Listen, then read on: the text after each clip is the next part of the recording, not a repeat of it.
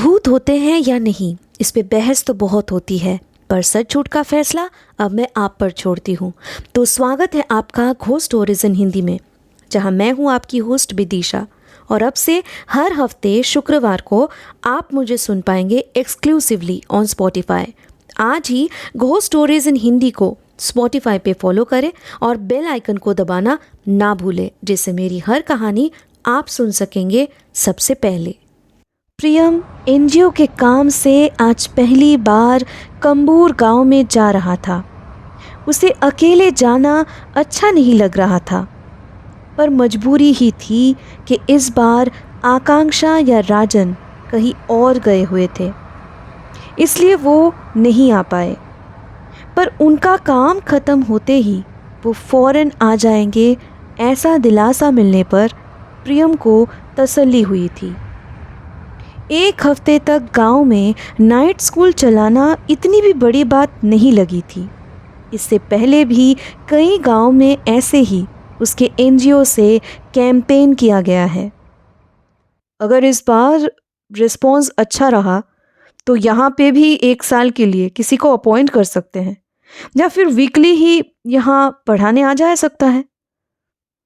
प्रियम ने कॉल पर राजन से कहा, अभी तो बस गांव में आया हूँ, एक कमरा मिला है, पर यार रिमोट विलेज टाइप लग रहा। एक स्कूल है, पर सुबह पता चला कि वहाँ पे भी बस एक ही टीचर पढ़ाने आते हैं, वो भी जब उनका मन करे। ओ माय गॉड, इतनी बुरी हालत है क्या? फिर तो यार तेरे लिए चैलेंज बन गया समझ ले। उस गांव के लोगों को सही रास्ता दिखाना नेक्स्ट टू इम्पॉसिबल लग रहा है मुझे। देख ले 1-2 दिन में, वरना वापस आ जाना। राजन ने चिंता जताते हुए कहा। काफी हद तक राजन की बातें प्रियम को सही लगी थी, लेकिन फिर भी जिस मकसद से उसने इस गांव में आने का जिम्मा उठाया था, उस पे बिना काम किए उसका यहाँ से जाना बिल्कुल भी मंजूर नहीं था। शाम को गांव के बाहर आग जलाकर कुछ गांव वालों को बैठे हुए देखकर प्रियम वहां पहुंच गया, और कुछ इधर उधर की बातें करने के बाद उसने ही उसके गांव में आने के मकसद के बारे में उन्हें बताना शुरू किया। प्रियम को पता था कि उसका यूं खुद से आगे बढ़कर गांव के भलाई के लिए काम करना उनमें से बहुतों को पसंद नहीं आएगा, पर जैसा उसने सोचा था उससे कई ज़्यादा असर हुआ उन गांव वालों पे। एकदम से एक बुजुर्ग आदमी ने उस पे चिल्लाते हुए कहा, हम सबको जितनी पढ़ाई लिखाई जाननी थी वो जान चुके, इससे ज़्यादा सीख के कलेक्टर बनना है क्या? 2 दिन के लिए गांव में आकर हमारे गांव के लोगों का दिमाग मत खाओ। यहाँ घूमो फिरो, नज़ारों का आनंद उठाओ और जल्द से जल्द अपने शहर को लौट जाओ, वरना यहाँ से धक्के मार कर निकाल दिए जाओगे। तुम मेरे पोते की उम्र के हो, इसलिए प्यार से समझा रहे। दादाजी, मुझे आपकी कही हुई हर बात समझ में आ रही है, मगर ये भी तो सोचिए कि अगर इस गांव से कोई आगे पढ़ लिख गया तो इस गांव का कितना भला हो जाएगा। आपके आने वाली पीढ़ी इस गांव का नाम पूरी दुनिया में रोशन कर सकता है। प्रियम ने प्यार से समझाते हुए इतना कहते ही उस बूढ़े आदमी ने सोचते हुए जवाब में कहा, कैसी भलाई? पढ़ाई लिखाई से इस गांव के लोगों का पेट भर जाएगा क्या? हम खेत खलियान में काम करके रोज़ाना 2 वक्त की रोटी जुगाड़ नहीं कर पाते, वहाँ पढ़ाई लिखाई से क्या बदल जाएगा? यही सोच तो बदलनी होगी दादाजी।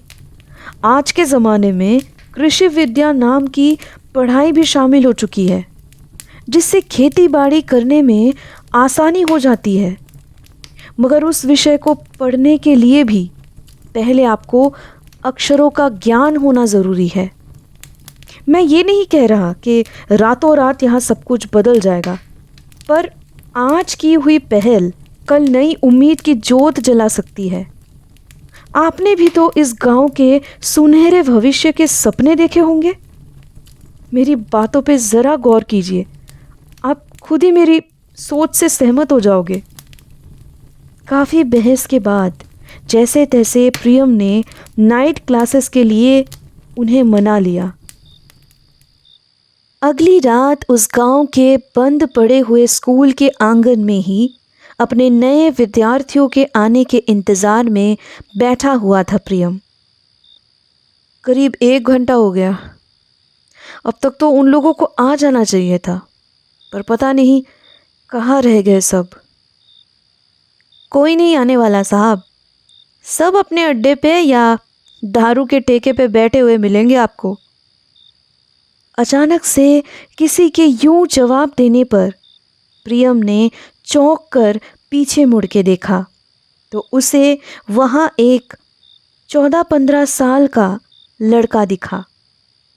उसके कुछ कहने से पहले ही उस लड़के ने वापस से कहा, भैया आप यहाँ रहकर बस अपना कीमती वक्त बर्बाद ही कर रहे हो। यहाँ के लोग कभी नहीं सुधरने वाले हैं। तुम हो कौन और ऐसा क्यों बोल रहे हो भाई? तुम्हें पता भी है मैं यहाँ किसका इंतज़ार कर रहा हूँ? प्रियम ने उस लड़के को देखते हुए पूछा। मैं मंगलू हूँ, चाय की जो टपरी गांव के पास बस स्टॉप पर है ना, वहीं पे मैं काम करता हूँ। मुझे आपके बारे में सब कुछ पता है, पर जिस आशा के साथ आप यहाँ पे आए हो ना, वो कभी पूरी नहीं होगी भैया। कुछ साल पहले मैं इसी स्कूल में पढ़ा करता था, पर मेरे बापू ने मुझे आगे पढ़ने ही नहीं दिया। आगे जाकर इस गांव के बाकी सारे लोगों ने भी अपने स्वार्थ के कारण इस स्कूल में अपने बच्चों को भेजना ही बंद कर दिया। ये स्कूल भी बंद हो गया। अब तो साल में गिन के 4-5 बार मास्टर जी स्कूल में आते हैं। मंगलू नाम के उस लड़के की कही हुई दास्तान सुनकर प्रियम वाकई में मायूस सा हो गया। मंगलू ने शायद प्रियम के चेहरे से उसके मन में चलती हुई बेचैनी को पढ़ लिया। आप दुखी मत हो भैया। ठीक है, कोई और आए ना आए, आज से आपका ये स्टूडेंट रोज़ाना आपके पास पढ़ने लिखने आएगा। जब तक आप हो मैं आपके साथ हूँ। मैं कोशिश करूँगा मेरे साथियों को भी यहाँ लाने की। आप मुझे पढ़ाएंगे ना भैया? प्रियम की आंखों में आंसू आ गए थे। उसने फौरन मंगलू के सर पे हाथ रख के कहा, ज़रूर, बहुत बहुत शुक्रिया तुम्हें। मंगलू ने अपने कहने के मुताबिक प्रियम का साथ दिया था। बस 10-12 दिन के अंदर अंदर उस गांव के काफ़ी लोग उसके कहने पर नाइट स्कूल में आना शुरू कर दिया था।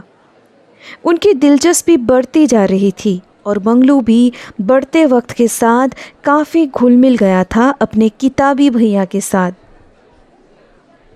किताबी भैया, मैंने सुना है इस हफ्ते आप सरस्वती पूजा का आयोजन करने वाले हो, सच है क्या? बिल्कुल 100% सच है, और उस काम में तुम्हें मेरी मदद करनी होगी। सुबह से ही सारे पूजा का सामान लाना है और उनसे भी पहले मूर्ति खरीद के लानी है। प्रियम का सुझाव सुनकर खुशी से बौखला सा गया था मंगलू। मंगलू ने सरस्वती पूजा के लिए खरीदारी में प्रियम की बहुत मदद की थी। थक हार कर दोनों रात को बैठे हुए अपने क्लासरूम को सजाने में लगे हुए थे कि तभी बिंदिया ने प्रियम से कहा, पता है प्रियम भैया, ये मंगलू पगला गया है, अपने बाप से भिड़ लिया है। कहता है इस बार अपने माँ को भी इस नाइट स्कूल में भर्ती करवा के मानेगा। कल सरस्वती पूजा के दिन ही यहाँ उनका दाखिला करवाएगा। सीमा चाची तो साफ साफ मना कर रही, पर ये मंगलू जिद पे अड़ गया है। ए बिंदिया, किताबी भैया को ये सब बताने की क्या ज़रूरत थी? बेकार के झमेले के बारे में सुनकर बिना बात परेशान हो जाएंगे। बिंदिया पे अपना गुस्सा निकालकर प्रियम की तरफ देखते हुए मंगलू बोला, क्या करूं भैया, आप ही बताओ। मेरी माई को वो मेरा जुआड़ू दारूबाज बापू रोज़ रात आकर पीटता है। मैंने माई से कहा है कि उनका विरोध करे या फिर यहाँ से कहीं दूर चली जाए, पर उनका कहना है कि वो अनपढ़ गवार अकेले मेरा और मेरी छोटी बहन पूर्णिमा का पेट कैसे पालेगी। इसलिए मैं चाहता हूँ कि वो पढ़ लिख कर होशियार बन जाए और अगर ज़रूरत पड़े तो मेरी बहन के साथ मेरे बापू को छोड़कर कहीं दूर जाकर अपना गुजारा कर ले। क्या मैंने कुछ गलत कहा है भैया? प्रियम ने जवाब में मंगलू को इतना ही कहा था कि थोड़े वक्त के लिए उसे शांत ही हो जाना चाहिए। बाद में जब उसके घर का माहौल थोड़ा ठंडा हो जाएगा तब प्रियम खुद जाकर मंगलू के बापू से बात करेगा। मंगलू उसका कहा मानकर उसके बाद अपने घर के लिए रवाना हो गया था। सुबह से ही प्रियम को हर तरह से मदद किए जा रहा था मंगलू। मूर्ति खरीदने से लेकर पुरोहित से बात करना, सब्जी और फल लाना, मंडप के सजावट करने में भी उसने कोई कसर नहीं छोड़ी। प्रियम ने उसे बार बार चाय के टपरी पर जाकर अपना बाकी का काम संभालने को कहा था, पर पहली बार अपने गांव में सरस्वती पूजा मनाई जाएगी ये सोचकर मंगलू बावला सा हो गया था। आखिरकार जब पुष्पांजलि देने का वक्त आया तब अचानक उस जगह मंगलू के बापू आ पहुँचे। मंगलू को फटकारने के साथ साथ उन्होंने प्रियम को भी काफ़ी खड़ी खोटी सुनाई। अपने प्यारे टीचर भैया को इस तरह अपने लिए बेइज्जत होते हुए देख मंगलू अपने बापू के साथ दुकान पे जाने के लिए तैयार हो गया, पर जाने से पहले उसने प्रियम के पास आकर कहा, भैया मैं उपवास बरकरार रखूँगा, आप बस मेरे लिए थोड़ा प्रसाद रख देना ताकि मैं जब काम ख़त्म करके यहाँ वापस आऊँ तब अपना पुष्पांजलि ख़त्म करके उपवास तोड़ सकूँ। माँ सरस्वती मुझे आशीर्वाद करेगी ना? बुरा तो नहीं मानेगी कि मैंने देर से उनकी पूजा की? मंगलू का किया हुआ मासूम सा सवाल प्रियम के जहन में पूरे दिन घूमे जा रहा था। रात हो चुकी थी पर मंगलू का कोई अता पता नहीं था। बिंदिया और बाकी बच्चे काफ़ी देर तक उसका इंतज़ार कर रहे थे। आगे भी वो अपने मास्टर जी के साथ रुके रहना चाहते थे, पर प्रियम ने ही उन्हें शाम के बाद अपने घर वापस भेज दिया। वो नहीं चाहता था कोई और इल्ज़ाम आए और उसे इन बच्चों से अलग होकर उस गांव को छोड़कर जाना पड़े। किताबी भैया, मैं आ गया हूँ। मंगलू की आवाज़ सुनकर पलटते ही प्रियम ने उसे मंडप से थोड़ी दूरी पर खड़े हुए देखा। अरे आ गए तुम? मैं कब से तुम्हारा इंतज़ार कर रहा हूँ, कहाँ रह गए थे? अब वहाँ ही खड़ा रहना है क्या? अंदर आओ, पुष्पांजलि देनी है ना तुम्हें। सुबह से कुछ भी नहीं खाया होगा। चलो चलो जल्दी जल्दी सब करके प्रसाद खा लो। प्रियम का इतना कहने पर भी मंगलू अपनी जगह से 1 इंच भी नहीं हिला। प्रियम दोबारा उससे कुछ कह पाता इससे पहले ही उसने कहा, मैं नहाया नहीं हूँ ना भैया, इसलिए मंडप के अंदर नहीं आ सकता। आप मुझे बस थोड़ा प्रसाद दे दो। अच्छा ठीक है, जैसी तुम्हारी मर्ज़ी।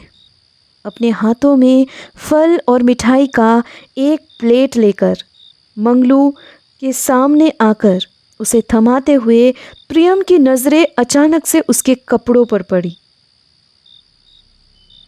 अरे ये क्या, इतनी धूल मिट्टी कहाँ से लगा कर आए हो? ये तुम्हारे माथे पे चोट कैसे लगी? खून बह रहा है। कहीं गिर गए थे क्या? चलो मेरे साथ, मैं तुम्हारा फर्स्ट एड करवा देता हूँ। आओ मेरे पीछे, जल्दी जल्दी आओ। मंगलू ठीक अपने चहीते मास्टर जी के पीछे धीरे धीरे चले जा रहा था। अचानक से अपने घर के पास आते ही प्रियम को बिंदिया दिखी तो एकदम से दौड़ती हुई उसके सामने आकर बोली, मुझे लगा था अब घर आ गए होंगे। आप मंडप में थे क्या मास्टर जी? प्रियम ने सर हिलाकर हाँ कहा। इस पर बिंदिया ने अचानक से रोना शुरू कर दिया। प्रियम कुछ डर सा गया। उसे लगा ही था कि बिंदिया और बाकी बच्चों को आज बहुत डांट पड़ने वाली है अपने घर वालों से। शायद अपने दुख को बांटने ही यहाँ बिंदिया उसके पास आई हुई है, या फिर ये बताने कि कल से उसे गांव के किसी भी बच्चे को पढ़ाने की ज़रूरत नहीं है। पर बिंदिया ने ही अपनी चुप्पी दोबारा तोड़ते हुए कहा, मंगलू यहाँ से ले जाने के बाद उसके बापू के साथ बहुत बहस किया था। अपनी माँ को आज मंडप पे लाने की जिद कर रहा था। इस पे उसके बापू ने गुस्से में आकर उसे रास्ते पे सबके सामने दारू की बोतल उसके सर पे मार दी। बहुत पीटा उसे। उसके बापू को पुलिस पकड़ के ले गई है। अस्पताल ले जाने से पहले ही उसकी मौत हो गई भैया। हमारा मंगलू अब नहीं रहा। प्रियम ने हंसते हुए बिंदिया की तरफ देखते हुए कहा, अच्छा, तो ये सब तुम दोनों का मुझे उल्लू बनाने का नया पैतरा है। पर तुम्हें शायद मंगलू ने आगे का प्लान बताया नहीं होगा। उसे भूख बर्दाश्त नहीं हुई और ये देखो, वो मेरे साथ ही प्रसाद खाते हुए आ रहा। प्रियम पीछे मुड़कर जैसे ही बिंदिया को मंगलू की तरफ इशारा किया तो वो एकदम से चौंक गया, क्योंकि वहाँ पे दूर दूर तक किसी का नामो निशान तक नहीं था। घोस्ट स्टोरीज इन हिंदी को स्पॉटिफाई पे फॉलो करते वक्त बेल आइकन को दबाना ना भूलें, जिससे मेरी हर कहानी आप सुन सकेंगे सबसे पहले। अब से हफ्ते के हर शुक्रवार को मैं आपके लिए लाऊंगी ऐसी कहानियाँ जो आपके डर के परिभाषा को बदल के रख देगी।